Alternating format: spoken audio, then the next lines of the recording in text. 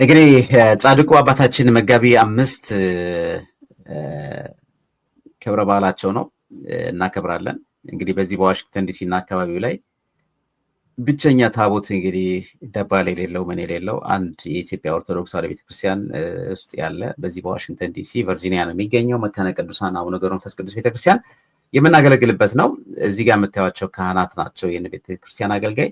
ዛሬ የእግዚአብሔር ፈቃድ ሆኖ ደግሞ በዕለቱ እንድናገለግል ቤቱን ያከራዩን ሰዎች ፈቅደውልን እንግዲህ በዕለተ ቀኑ አርብ መጋቢት 5 ቀን 2017 ዓ.ም ፍራይዴ ማርች 14 2025 ሐሙስ ለአርብ ማለት ነው ከሌሊቱ 4 AM ጀምሮ ይከብራል ማለት ነው እና የጻድቁን በረከት ተካፋይ ይሆኑ ይላል።